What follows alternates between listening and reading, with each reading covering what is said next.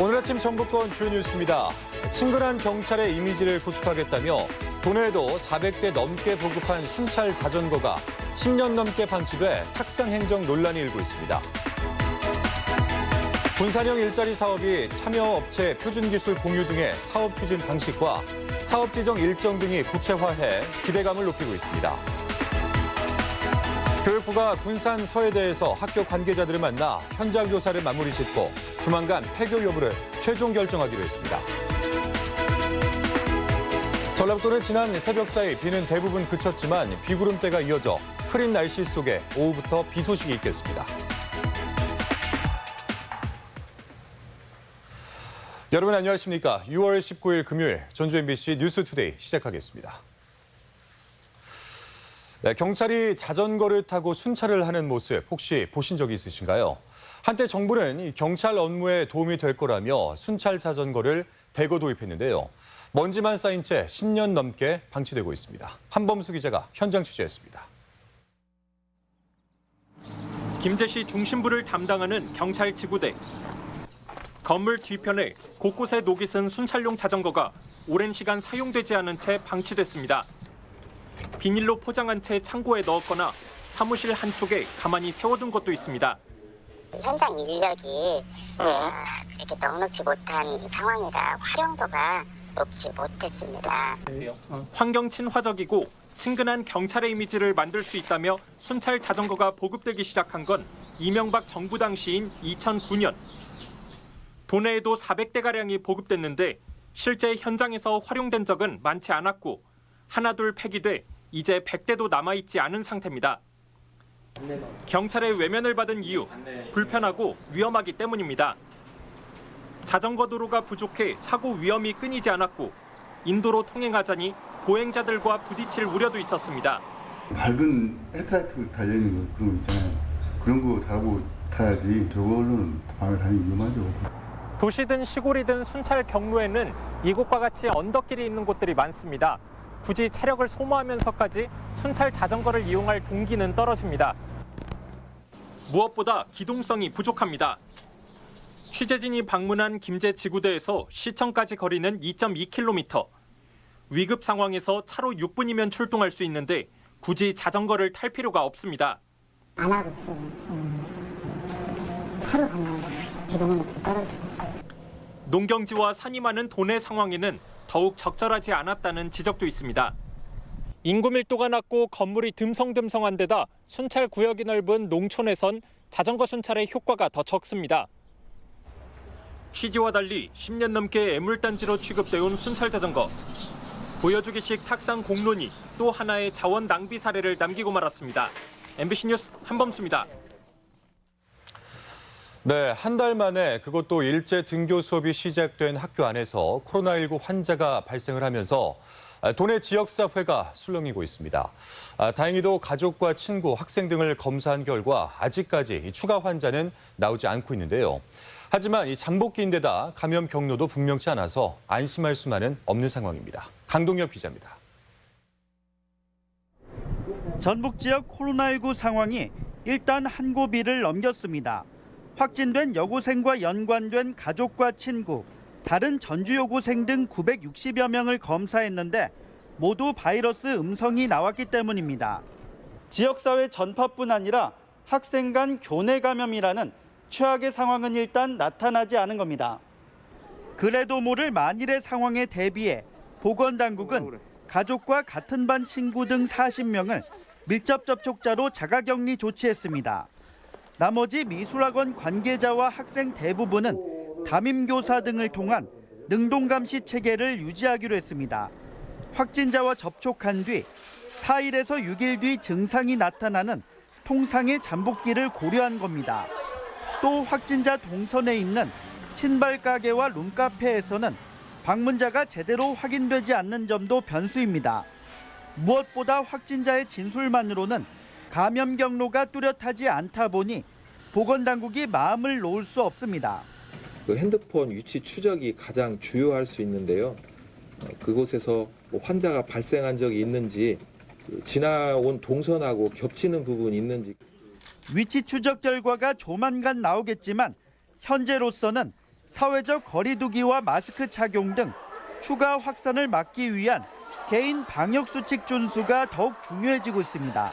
MBC 뉴스 강동엽입니다. 전주 여고생의 확진 판정 소식에 교육 당국과 학부모 그리고 학생들이 크게 긴장하고 있습니다. 거의 한 달 만에 도내 확진 환자 발생인데 그간 일선 학교의 방역이 다소 느슨했던 것은 아니냐는 자성의 목소리도 나오고 있습니다. 이몽진 기자가 보도하겠습니다.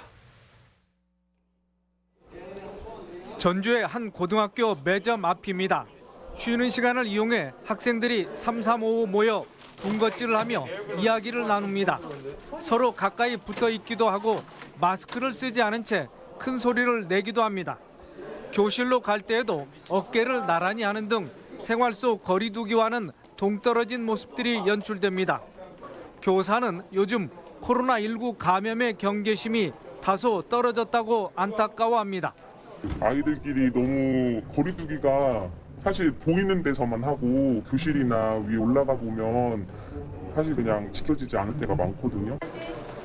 방역 활동 자원봉사에 나선 학부모들 역시 학생들의 예방 수칙 준수가 느슨해졌다고 하소연합니다. 이제 학생들이 답답하고 체육하고 오면 땀이 많이 나니까 그럴 때는 조금 잘 지켜지지 않을 때도 있고 그래서. 학교 당국은 여고생 확진 소식에 같은 학원을 다녔는지 친척이 되는지 연관성 여부를 파악하는 등 파장이 미치지 않을까 전전긍긍하고 있습니다. 혹시라도 이제 그 상황에 따라서 긴급하게 대응하기 위해서 저희가 명단만 미리 파악을 해놓은 상황입니다. 도내 초중고생의 0.8%가량인 1,600여 명이 매일 의심 증상이 있어 등교를 하지 못하거나 조퇴를 하고 있습니다.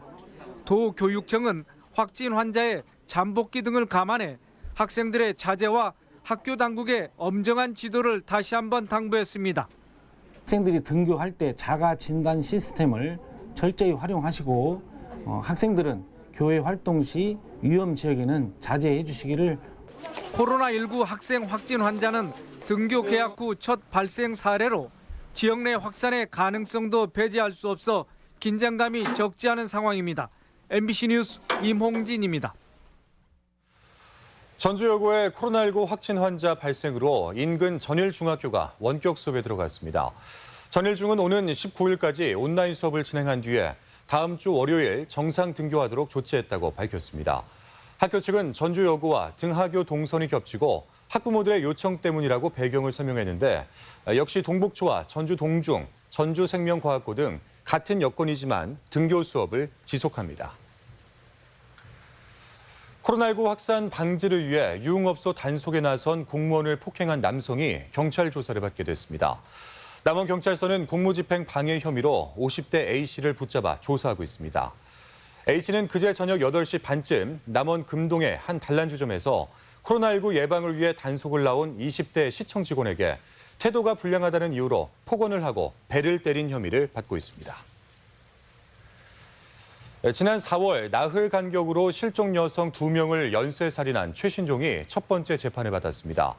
어제 전주지법 공판에서 최신종 측 변호인은 1차 살인 사건의 강간과 강도살인, 사체유기 혐의를 적용한 검찰의 공소사실 중 강도와 강제 간음을 부인하고 나서서 법적 공방을 예고했습니다.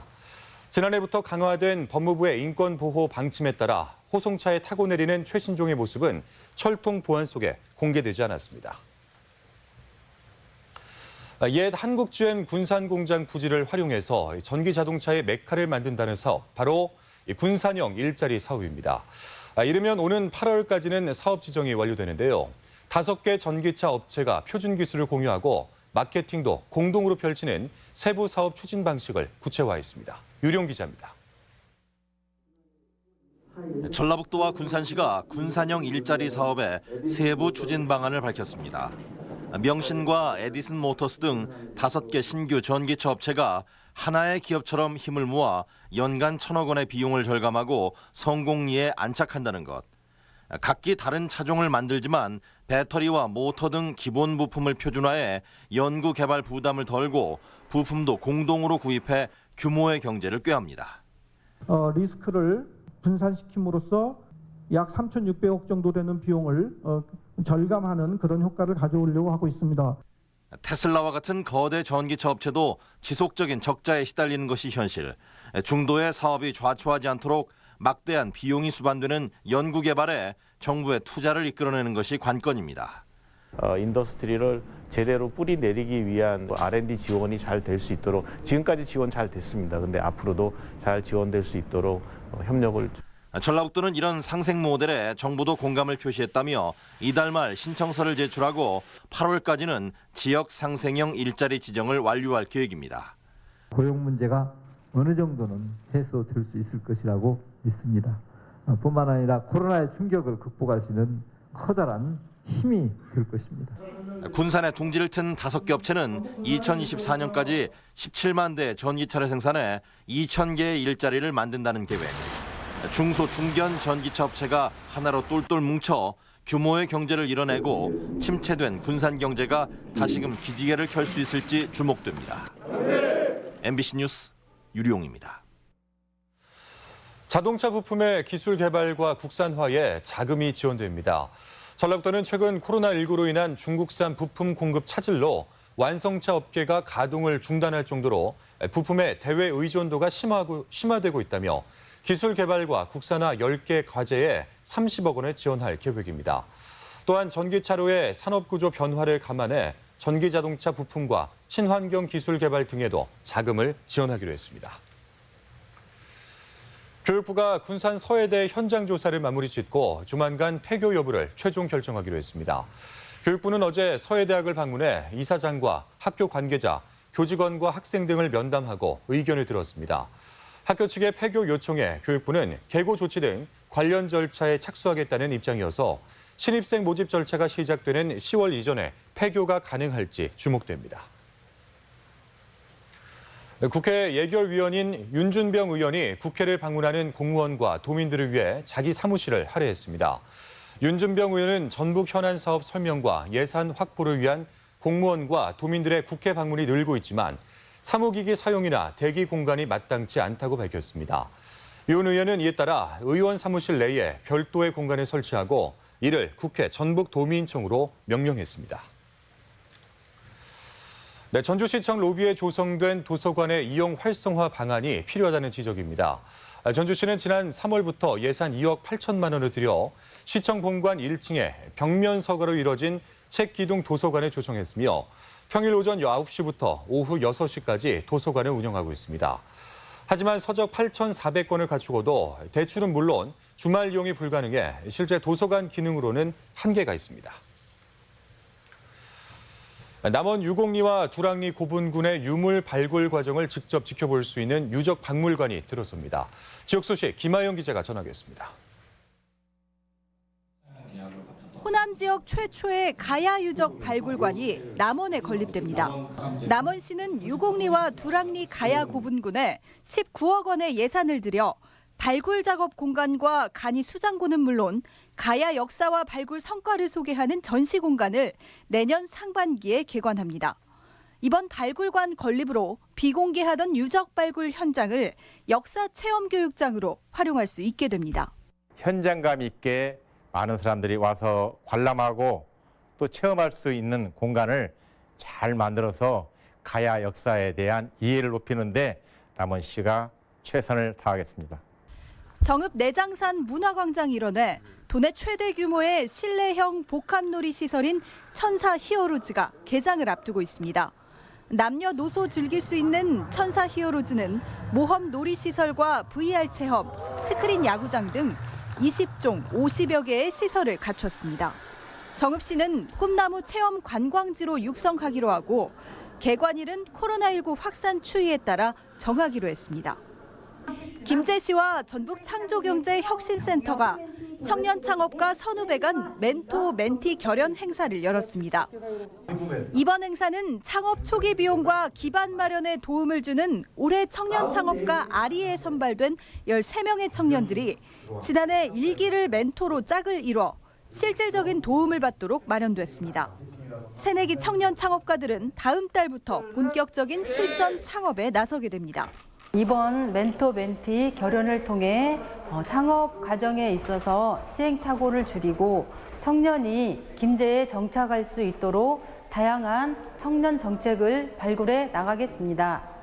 순창 군립도서관이 순창읍 백산리에 자리한 조계종 전통사찰 대모함으로부터 한글 대장경과 추격 대장경 12권 등 총 300여 권의 도서를 기증받았습니다. 기증받은 한글 대장경은 불교 문화의 정수인 8만 대장경을 우리말로 번역한 것으로 별도 서가에 비치해 이용자에게 대출할 예정입니다. MBC 뉴스 김아연입니다. 전주시내 다자녀 가구는 앞으로 수도요금을 더 적게 내게 됩니다. 전주시는 자녀가 3명 이상인 가구 중에서 만 19세 미만의 자녀가 1명 이상인 가구에게 오는 8월부터 상수도 사용료 7,200원, 하수도 사용료 4,000원을 깎아주겠다고 밝혔습니다. 수도요금 감면은 출산 장려 차원에서 이뤄지는 것으로 다음 달 중으로 주민센터에서 신청을 받습니다. 아토피 등 환경성 질환을 치료하는 공간이 진안군에 조성됐습니다. 정청면 아토피 안심학교 인근에 조성된 아토피 치유말은 친환경 목조 건물에 단독주택 6동 12개 가구로 현재 11가족이 입주해 있으며 한 가구는 수시 모집 중입니다. 진안군은 치유말 운영 조례를 제정하고 친환경 숙소와 건강 증진실 등 시설 지원도 할 계획입니다. 다음은 행사와 문화 소식을 전해드리겠습니다.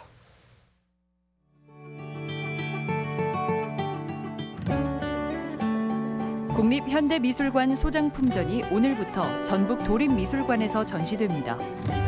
국립민속국악원이 다양한 전통 예술을 무대에 올리는 토요 국악 플러스가 내일 예원당에서 펼쳐집니다. 제1회 완주 필할모닉 오케스트라 정기 연주회가 내일 완주 향토예술문화회관에서 있습니다. 이흥재 사진작가의 13번째 개인 전시회가 월광산수를 주제로 모레까지 한국전통문화전당에서 열립니다. 전라북도 산림박물관은 우리나라 전통 한자의 우수성을 알리는 한지 부채 특별전을 마련했습니다. 20여 개 업체가 참여하는 제1회 전북 농기계 농자재 업체 제품 설명회가 오늘 전북도청에서 열립니다. 전라북도 교육청은 내일 전북교육문화회관에서 2021학년도 고려대, 연세대 입시 설명회를 갖습니다. 고창군이 오늘 농산물 유통센터에서 수박 등 농특산물 승차 구매 판매 행사를 진행합니다. 다양한 수공예 품목이 판매되는 플리마켓 1위 오숍이 내일 익산 미륵사지내에서 열립니다. 다양한 문구 굿즈와 핸드메이드 액세서리를 만날 수 있는 세모귀 마켓이 내일 전주 기린미술관에서 열립니다.